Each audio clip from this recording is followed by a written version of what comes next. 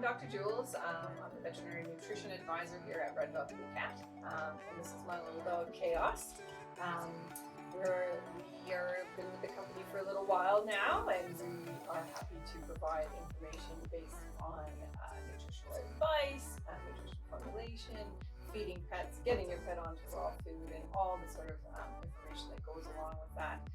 Any questions or queries or feeding guides actually come to me, and I can give that information for our customers and our retailers alike. If you're going to be changing food with your pet or introducing something new, it's definitely a good idea to get some advice from your veterinarian to make sure that things are going to work out for your pet. Pets that are on kibble certainly can have bones if that's going to be appropriate for them within their diet and their diet specifications. So absolutely, that can happen. What you might notice is a different change in their poops afterwards.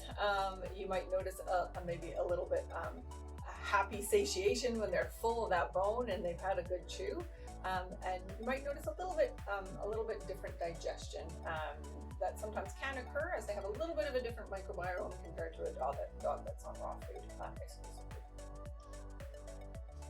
Yeah, for sure. It's actually great to get puppies started on bones because then they can get used to it. And it's something that can be part of their diet as they get older. So with puppies, a couple things you want to remember is they sometimes they don't know what to do with bones, so you might have to introduce them quite slowly or hang on to them and sort of get them the idea of chewing on something. That's one thing you can do. You might want to start with, depending on the size of the puppy, you want to sort of decide what size of bone. So if you're looking at a smaller sort of size puppy, a chicken neck would be like a perfect bone for them to sort of nibble on. You wouldn't expect a puppy to consume the whole thing, a very young puppy, just because it's something they're not used to. Also, there's a lot of meal there, and their jaws might not be strong enough yet to sort of deal with that. But getting the idea of chewing, getting that nutrition off the bone, and consuming some of it as well is definitely any time you can start. So as always, you want to supervise. You want to make sure that they're not trying to gulp and swallow down that bone. Sometimes when they get something new, it's very exciting for them and they want to grab it and resource guard and take off with it, and then you're going to have a problem where they're trying to gulp it down thinking you're going to take it away from them. So you really want to be careful with what you introduce, making sure that that bone is bigger than what they could gulp and swallow and possibly choke on, and also watch them as they chew to make sure they're not biting off pieces that they might actually have a problem with. The other good option is actually a really big bone, so like a big femur bone with some meaty bits that they can nibble on and chew on for a long period of time.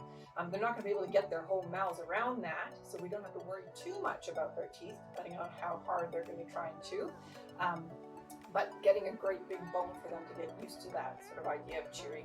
And it also gives them something to do, relax and chew and so be out of your hair for a little while sometimes when you want them to when you've got other things to do. Certainly it's something that you can get them started on right away. But again, always supervise.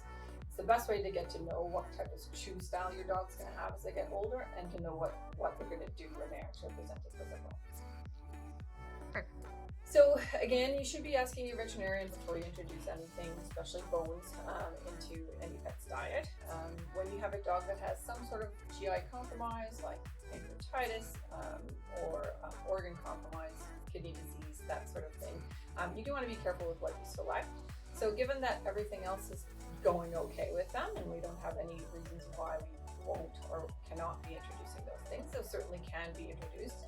You do probably want to stay away from the ones with a lot of high fat. So when you're looking at things, the big recreational bones with a lot of marrow, those ones actually have quite a bit more fat than our consumable bones have in them. And sometimes that can cause a little bit of aggravation if you have a pet that might be sensitive to GI issues or high fat diets. So you just want to be a little bit careful with those.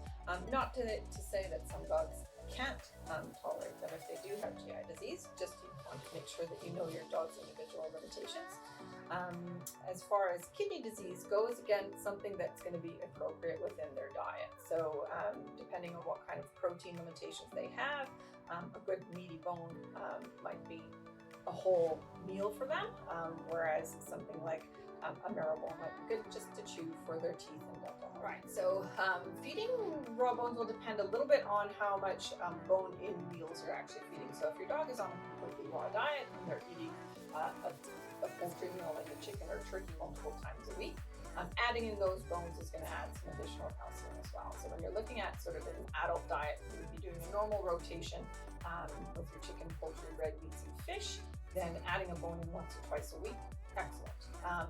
The other thing to gauge too is, what does your dog's poop look like after you give them a bone? So some dogs can tolerate more than others. If you're getting a dog that has really hard, white, chalky poops after a bone, cut back a little bit. And if you're not seeing that, you might be able to add a little bit more. So also depends to which type of bone you're feeding. So feeding a consumable bone, you're going to get less of that sort of hard, chalky sort of poop because there's more meat in it, less bone material.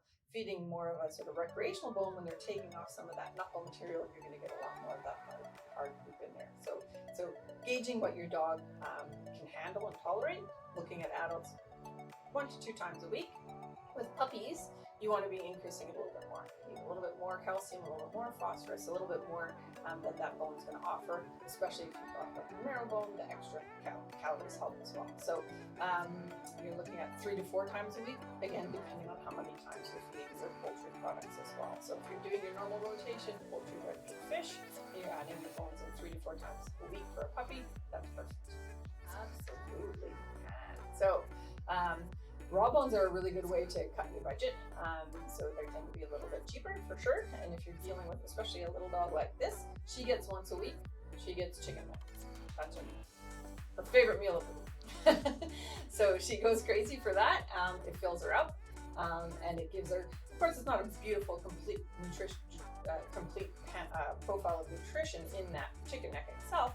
As long as you're rotating well throughout the rest of the week, you don't have to worry about that. So it gives them that little extra boost of minerals, and it gives them that nice sort of chew that they're desiring all the time. And it's her favorite meal, right? Both my dogs, their favorite meal is their chicken neck meal. And make sure to check out our ebook on our website for some good tips and tricks on feeding raw food on a budget. For senior dogs, you sort of want to think along the same lines as a puppy. So it'll depend greatly on what the dog is like in their mouth, how old they are, how well they're at chewing.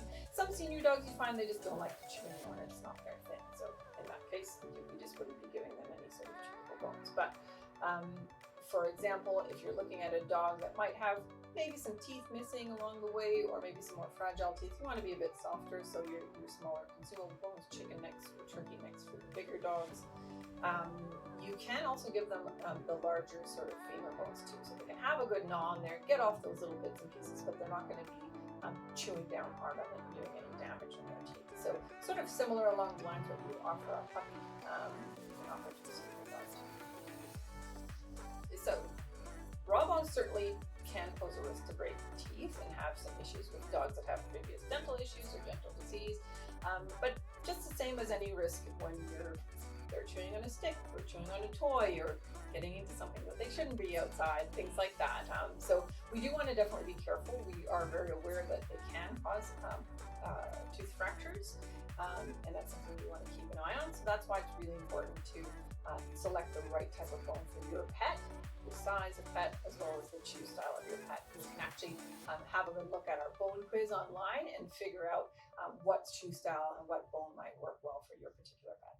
Yeah, so refreezing bones, it sort of depends. You want to sort of follow your general sort of meat safety protocols. If your dog's, say, chewing a bone for a little bit of time, they're not interested anymore, and you take it away and whatever, say it's been less than an hour or something like that, sure, absolutely, you can refreeze it. In general, the sort of accepted principles are, if you defrost in the fridge and you haven't had a lot of temperature abuse, so it hasn't heated up to room temperature or hotter than that, you can generally refreeze. Now, bones are a little bit different than meat itself, so you've got a little bit more leeway with that, but follow your sort of basic meat handling